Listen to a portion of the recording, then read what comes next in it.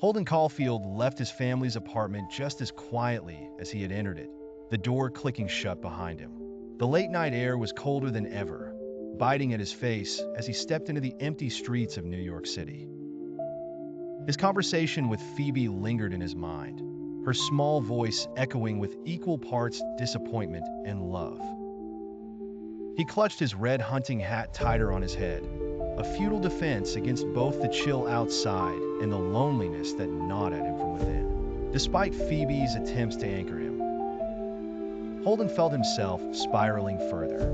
His exhaustion was no longer just physical, it was emotional, spiritual.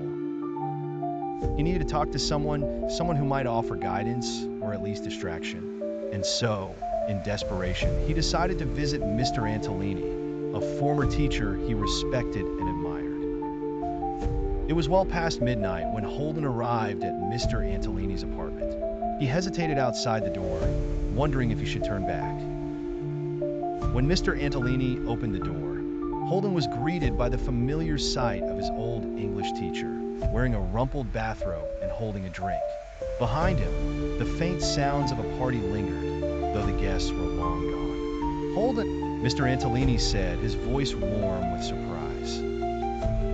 "What on earth are you doing out at this hour?" Holden shrugged, suddenly unsure of what to say.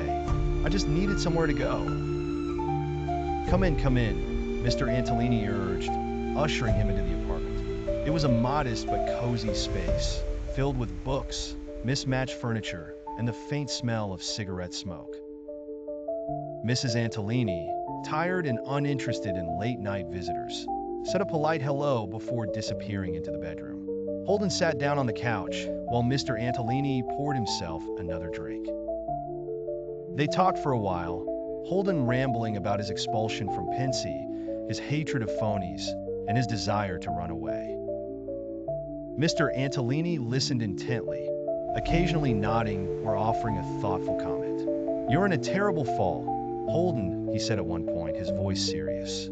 "It's a special kind of fall, one that happens when someone refuses to look at their surroundings and see where they're going. But here's the good news. You can catch yourself. You can find meaning in your life." The words struck Holden, though he couldn't fully grasp their significance. He felt both comforted and irritated by Mr. Antolini's certainty, as if the man understood something about him that he couldn't see for himself. As the conversation wound down, Mr. Antolini suggested that Holden get some sleep. He set up a makeshift bed on the couch, handing Holden a blanket and pillow before retreating to his bedroom.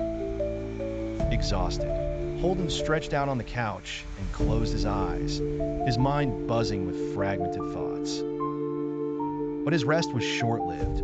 At some point in the night, Holden woke to the sensation of a hand brushing his head. Groggy and disoriented, he turned to find Mr. Antolini sitting beside him, his hand gently patting Holden's hair. "What the hell are you doing?" Holden blurted, sitting up abruptly. Mr. Antolini quickly withdrew his hand, his expression unreadable. "I was just admiring you, Holden," he said softly. "Go back to sleep." But Holden couldn't shake the unease that crept over him. The gesture, however innocent it might have been, felt deeply unsettling. His trust in Mr. Antolini, one of the few adults he still respected, was shattered in an instant. Without another word, Holden grabbed his coat and fled the apartment, leaving behind the warmth of the couch and stepping back into the cold, unforgiving streets. By the time Holden reached the park, the sun was beginning to rise, casting a pale gray light over the frozen lagoon. He sat on a bench, trembling from both the cold and the emotional weight of the night's events. He felt betrayed, not just by Mr. Antolini, but by the world itself. Everywhere he turned, it seemed people were either phonies or predators, and he was running out of places to hide. As he watched the ice glint in the morning light, Holden's thoughts turned darker. He imagined himself disappearing entirely, vanishing like the ducks he always wondered about. Where did they go when the lagoon froze over? Did they find somewhere warm and safe? Or did they simply cease to exist? The thought both comforted and terrified him. Holden's spiraling thoughts eventually turned back to Phoebe. He couldn't leave the city without saying goodbye.